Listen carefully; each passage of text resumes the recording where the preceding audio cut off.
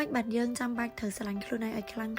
ចង់មកបញ្យល់ហេតុផលងាយឲ្យយើងចេះងាកមកស្រឡាញ់ខ្លួនឯងពីថ្ងៃហ្នឹងទៅមានចាប់អារម្មណ៍នៅពេលដែលយើងភ្លេចស្រឡាញ់ខ្លួនឯងយើងក៏លេចមកមើលខ្លួនឯងគឺយើងដុនដាបមែនតើទាំងផ្លូវចិត្តទាំងផ្លូវកាយទាំងសម្រស់ទាំងអារម្មណ៍ធ្លាក់មកដល់ចំណុចមួយដែលចាប់យើងមែនតើពេលដែលយើងអត់បានស្រឡាញ់ខ្លួនឯងយើងក៏មានអារម្មណ៍ថាជីវិតយើងអត់សូវមានតម្លៃជីវិតយើងអត់សូវមានន័យព្រោះតែយើងអត់បានធ្វើអីសម្រាប់ខ្លួនយើងខ្លះការស្រឡាញ់ខ្លួនឯងវាមិនមែនជារឿងអាត្មានិយមទេប៉ុន្តែជារឿងដែលយើងតែងតែប្រាប់ខ្លួនយើងថាទោះបីជាយើងស្រឡាញ់អ្នកណាក៏ដោយតែទុកក្តីស្រឡាញ់សម្រាប់ខ្លួនឯងខ្លះការដែលយើងស្រឡាញ់ខ្លួនឯងយើងនឹងផ្ដល់ឲ្យខ្លួនឯងនៅអ្វីដែលយើងចង់បានយើងនឹងថែសម្រស់យើងឲ្យស្អាតយើងនឹងប្រឹងប្រែងនៅក្នុងជីវិតប្រចាំថ្ងៃរបស់យើងឲ្យល្អសម្រាប់ជីវិតយើងដឹងអត់នៅថ្ងៃចុងក្រោយដែលយើងអត់មានសល់អ្នកណាគឺយើងនៅសល់ខ្លួនឯងបើទោះបីជាមនុស្សនៅលើពិភពលោកនឹងបោះបង់យើងក៏យើងនៅសេះសល់ខ្លួនឯងដែលមិនបោះបង់ខ្លួនយើងចោលការដែលអោបខ្លួនឯងនៅក្នុងថ្ងៃដែលយើងកំពុងតែពិបាកបំផុតវាពិតជាមានន័យមែនតើសម្រាប់ជីវិតរបស់យើង